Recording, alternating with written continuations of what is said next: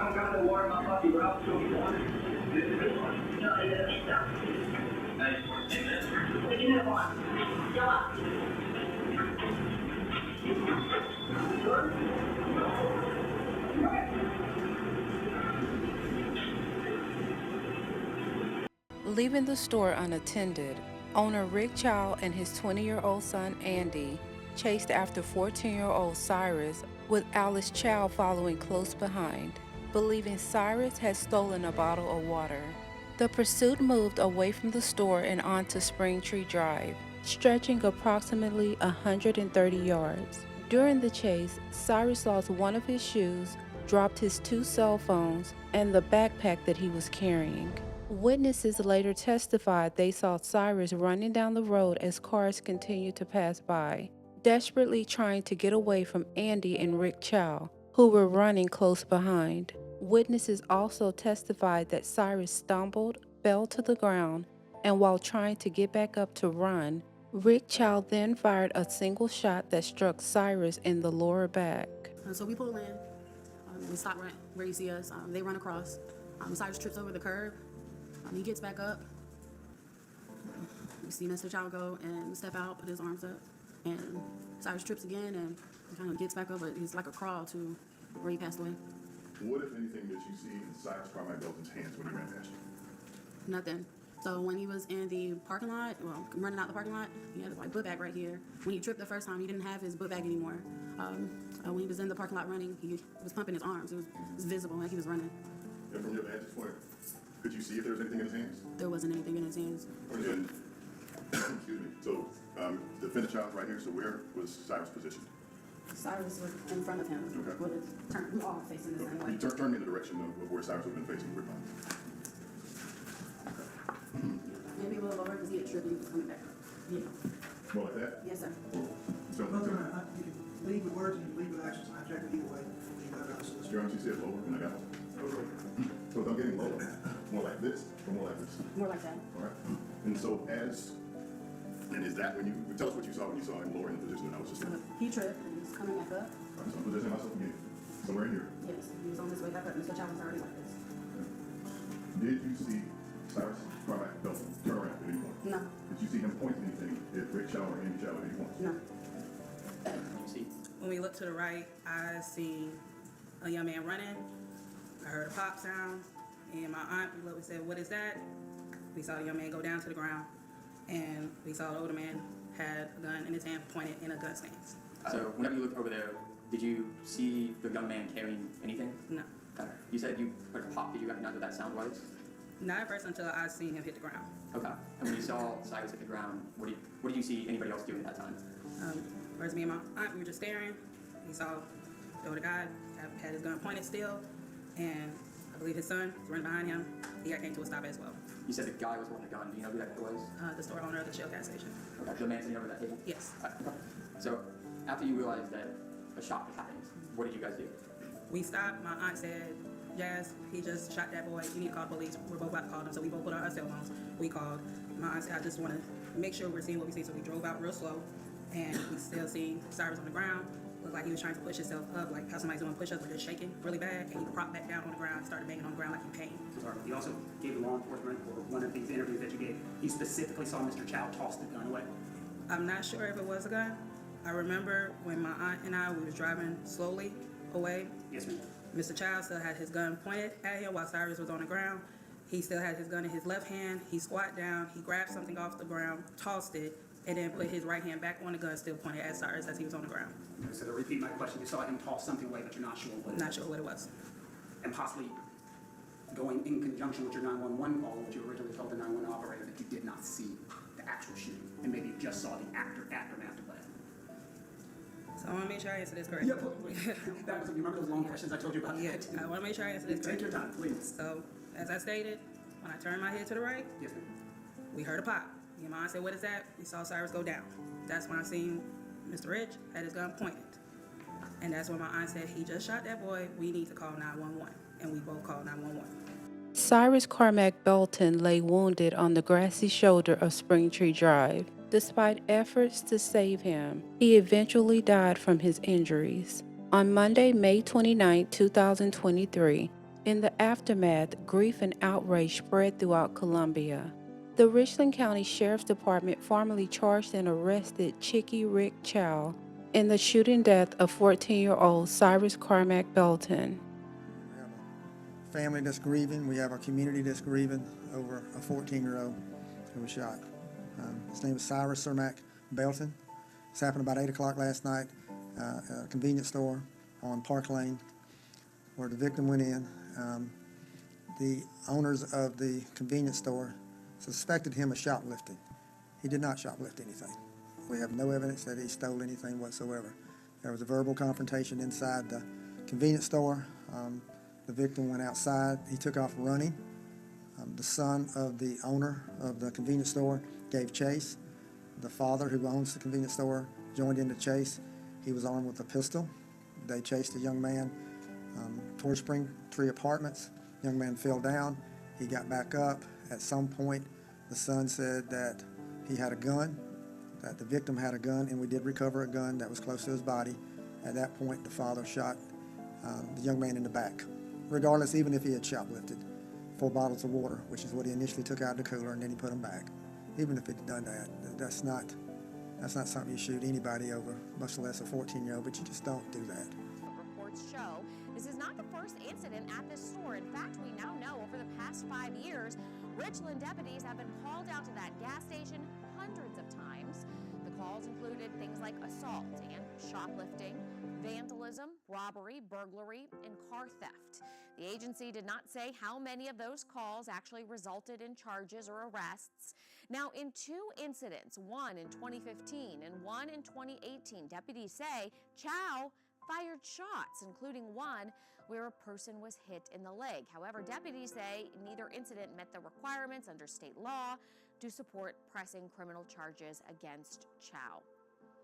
Again, that is not the case now, though. Chow is locked up. He's at the Richland County Jail, and he has been charged with murder. There will be a bond hearing for him in front of a circuit judge. We are unsure of the date for that. Over the next 3 years, Rick Chow remained behind bars after being denied bond on multiple occasions. Then, in late May 2026, the case finally went to trial. The proceedings took place inside the Richland County Courthouse, where 2 different versions of the same tragedy would be presented to a jury. The state's prosecution team was led by attorneys Byron E. Gibson and Dale Scott. The defense team was led by attorneys Jack Swerling, Joe McCullough, and Sean Kent. Jury selection began on May 26, 2026. Over the course of the trial, jurors heard testimony from 15 different witnesses, including investigators, medical experts, independent bystanders, members of the Belton Carmack family, and Andy Chow. At the center of the case was one critical question: what happened during the final moments of the chase that wasn't caught on surveillance? The defense argued that Rick Chow acted to protect his son.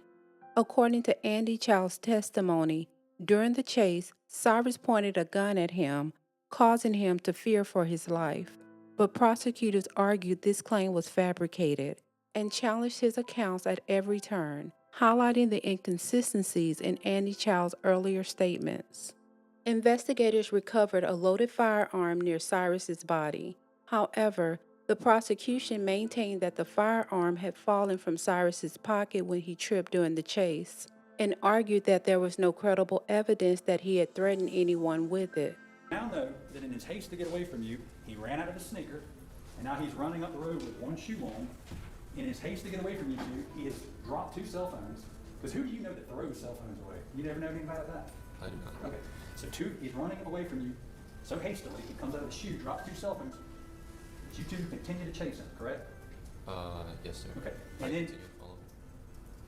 follow. Alright. Why did you use that term? Chase and follow. Chase. Are you comfortable when I say chase? Yes, sir. Okay. You continue to chase him. And then the boy, 14-year-old, 114-pound boy, hits the ground so hard. And you're hovering over him. And he hits so hard that light has come off of his gun. Why not just run back to the Shell station at that point and say, this is enough. We've gone way too far. Over $1 bottle of water. Why did you and your dad do that then? So, everything was happening fast. Yeah. So I got up to him, and I see the gun, Okay. and then it's pointed at me. Who did you tell that day that he pointed a gun at you? I did not say the exact words, no, sir. What am I doing right now? Pointing at me. Yeah. It's a very simple word, is it not? Yes, sir. Okay. Did anybody stop you from using those words that day? No, sir. They also did not ask me.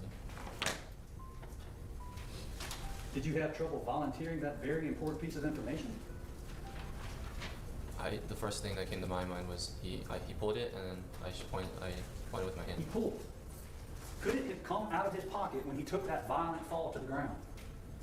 I believe he took it out. Could it have come out of his pocket when he took that violent hit on the ground that dislodged the flashlight from his gun? I'm not sure. Could it have fallen out of his pocket after you chased him 130 yards and he hit the ground, wounding his shin, dislodging that light from his gun? Could it have come out of his pocket at that point? It could have. Okay, you never saw that gun before he fell, correct? No, sir. All right, the first time you're even aware of it is when you're right on top of him and he's hurt himself and he's lying on the ground face down, correct? Yes, sir. And where's your dad? I'm not sure. He's behind me.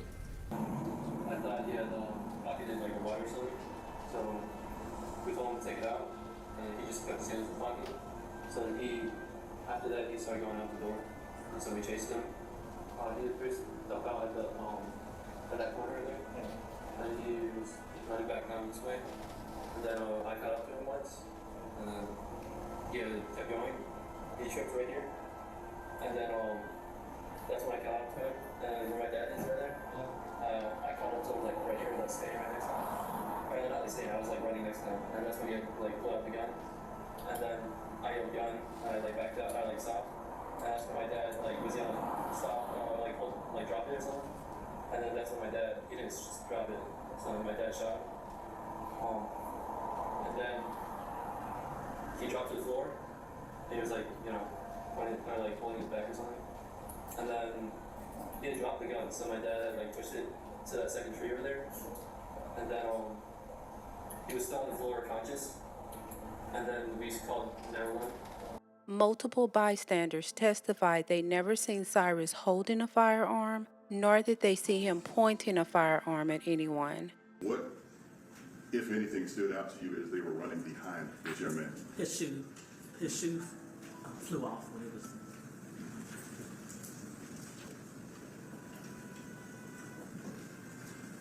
So can you explain to the jury about where you would have been as you pulled into that store and you saw two adults chasing Cyrus? I would have been just on the edge. I pulled into onto the lot, so I was at the edge, Okay. just off the street.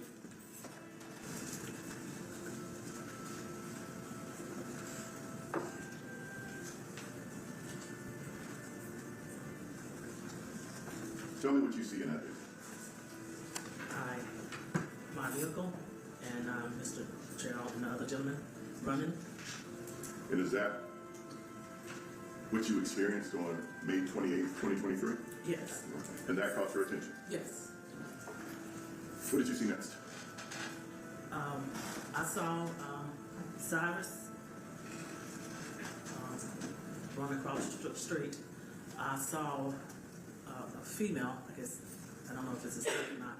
I saw her pick up his shoe. And did you continue to watch this whole incident unfold? I did. And you watched from your vantage point right there at the corner that you just pointed out to the jury? Yes. Tell us what you saw from that vantage point.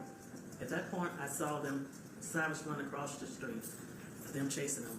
I saw Cyrus trip, and he got up, and I was excited because I wanted him to continue running, but he didn't get up straight up.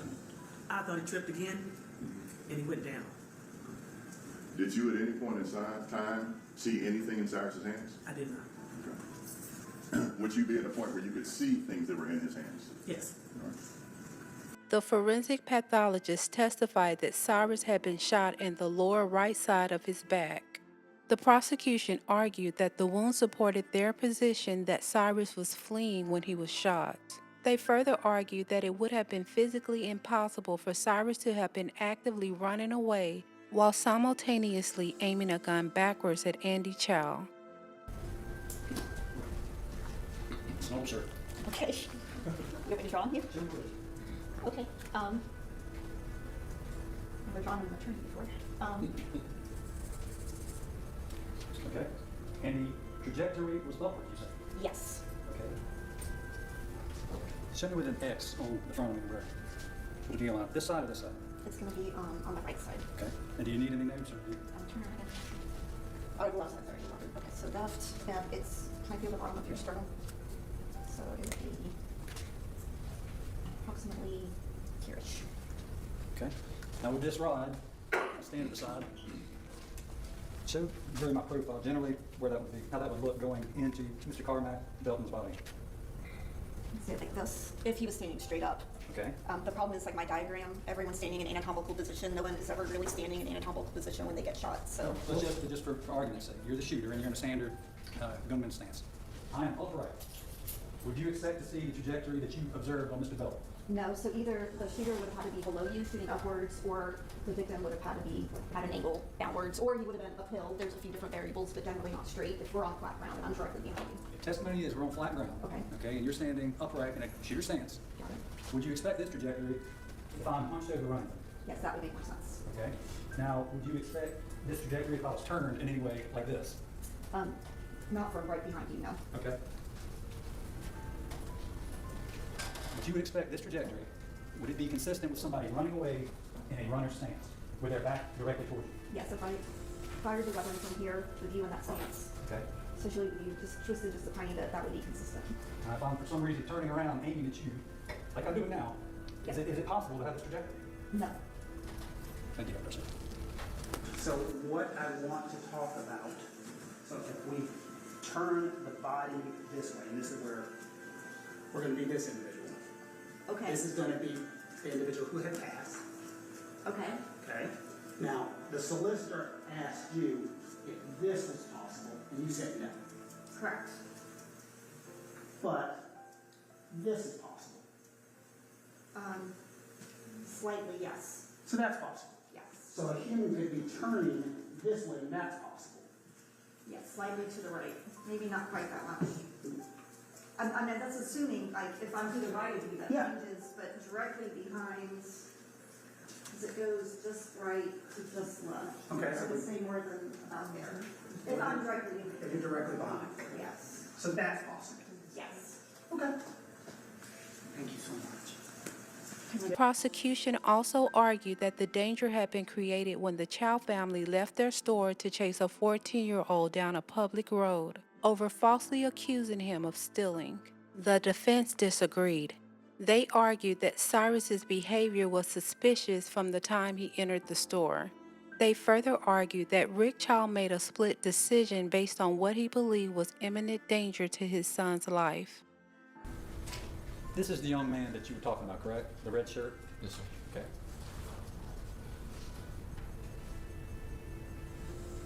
That's you watching him, correct? Yes, sir.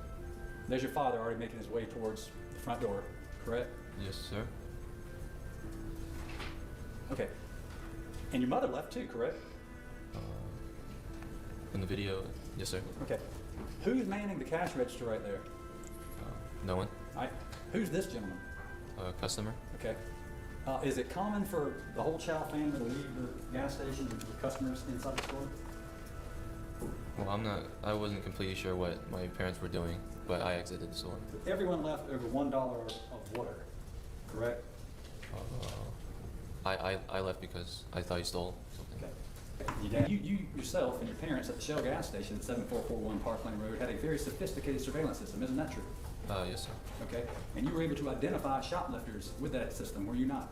Yes, sir. Okay. And you had a wall of shame above the cash register, isn't that true? Yes, sir. What is the wall of shame? There's pictures and descriptions of past shoplifters. Okay. So what is the purpose of the wall of shame? To show who and what they stole. Okay. Now, you see all the people on the wall of shame in 2023? Oh, yes, sir. Okay. How many of those people did you chase? Did I chase? Yeah. None of them. Okay. You don't remember chasing any of those people that stole? I did not chase anyone. Okay. Now,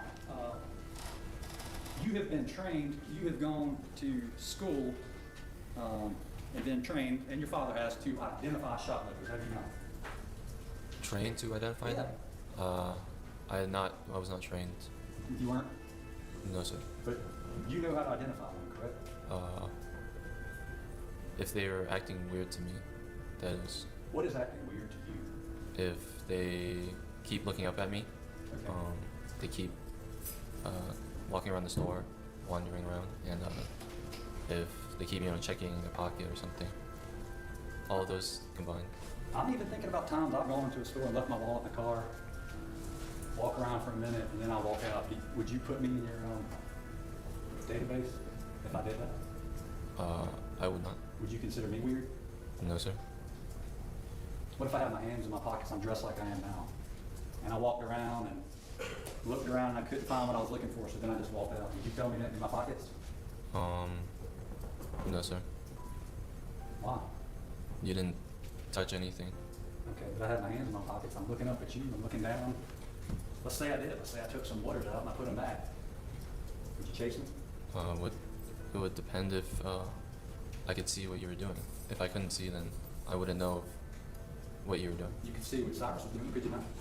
Not completely, no, sir. So you weren't sure? You weren't sure?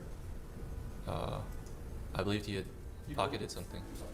You believed he had? Yes, sir. So he had his hands in his pockets? Yes, sir. Okay.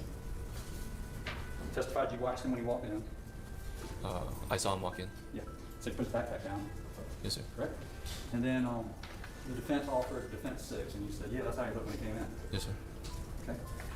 If he had a bulge in his pocket when he came in, why would he have a bulge in his pocket when he left? This is your exhibit. Well, I was mainly just seeing him put the backpack on the. Under direct, you told the lawyer that this is how he looked, and this is what you saw when he came in the store. Yes, He sir. clearly has a bulge in his pocket when he comes in the store. Why would he have a bulge in his pocket when he left the store? I was not focused on the bulge when he came in. You just testified that this is what he looked like, and this is what his pocket looked like when he came in. Looking at the picture, yes, sir. There's clearly something black in his pocket in the picture, states number 5. I'm gonna just point it to you. Do you not see something black in his pocket? To me, I just thought that was just the shadow of the pocket. Does it look like a water bottle to you? Does not. Okay. Could we have hung this 14-year-old boy's picture up on the wall of shame? Couldn't we have done that? Well, you could have put his picture. Yeah, on the wall of shame with all those other people, right? Couldn't we have done that? You could have. What would have stopped you from doing Nothing. it? Nothing. And so you watched the young man walk in throughout the store. I did. And as you walked into the store, did you think anything when you watched the video yourself? Did you see him walking around the store and you said, this is a little strange? You had mentioned that you had studied and looked at shoplifting for many times. Did you look at the video and thought there was something there? No. You didn't think there was anything suspicious or anything strange about his behavior patterns, walking around, or how he acted in the store? No. And this is, you have testified to this jury that you have investigated how many shopliftings in your time?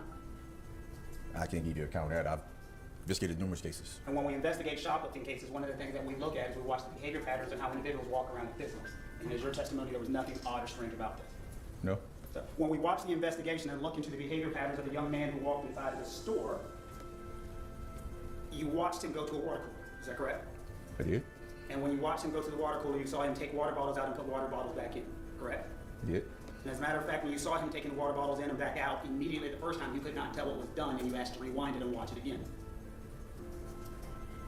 Just to make sure that I saw what I thought I saw the first time. And you had them zoom in so you could look a third time to make sure you saw what you thought you saw. Yeah. Yes.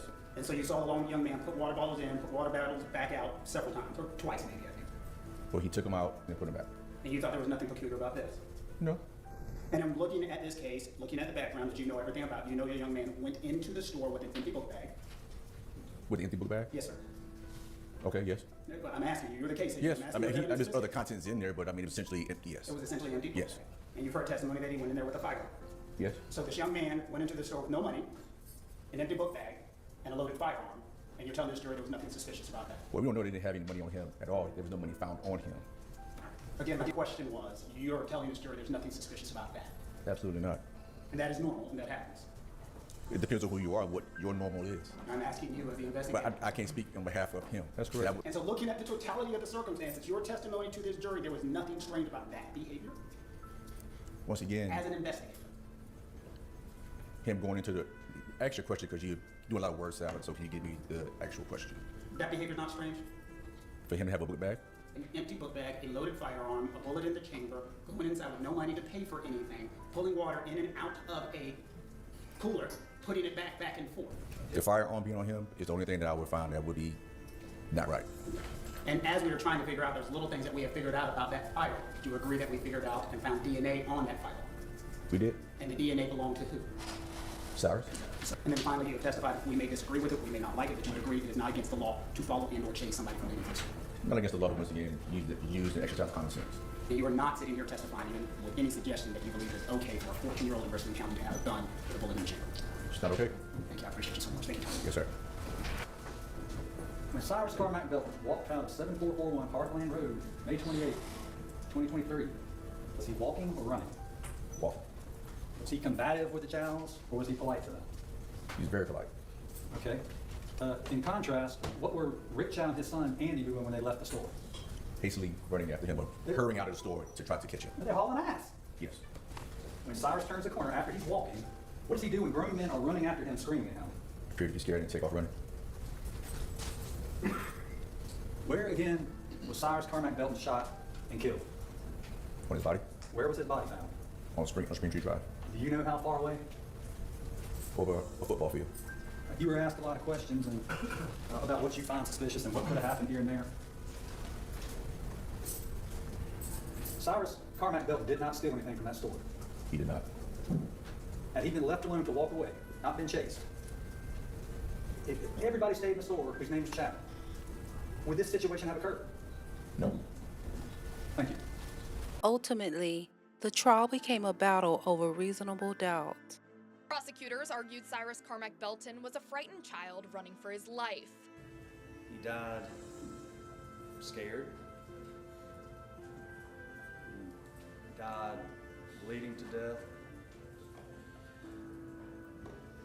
Rick Chow's face being the last one he saw. He died surrounded by strangers. The defense told jurors the state was ignoring what attorney Sean Kent called the rest of the story. He argued this case was not about a stolen bottle of water, but about a father trying to protect his son. They made you think the great Rick Chow, this evil human being over here, killed a man over $1. And that is disgusting, that is awful, that is abhorrent, but that's not what happened.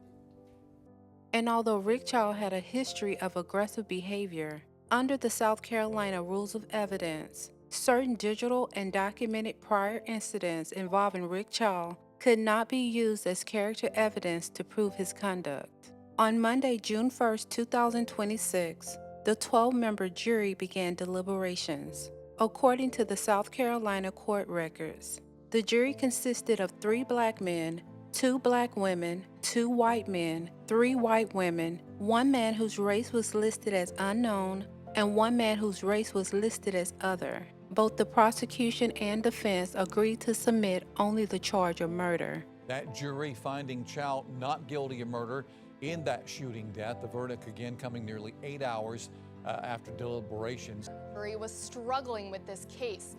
They asked to hear definitions of malice and murder again, sent multiple notes to the judge, and at one point, some jurors indicated they were ready to go home.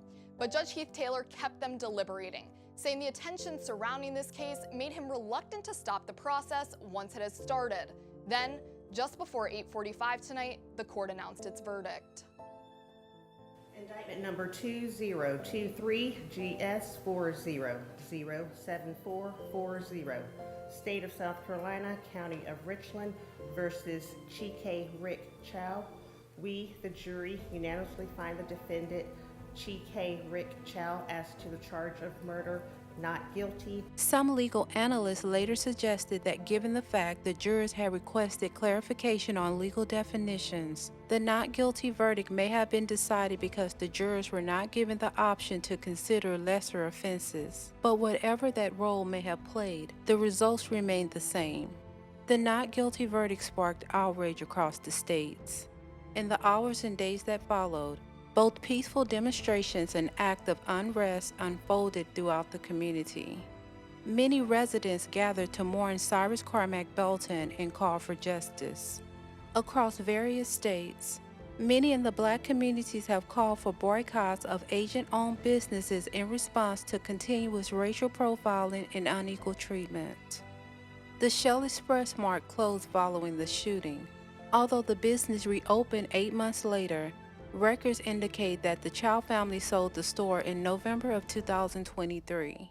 For Cyrus's family, the acquittal was not the end of their ongoing pursuit of accountability.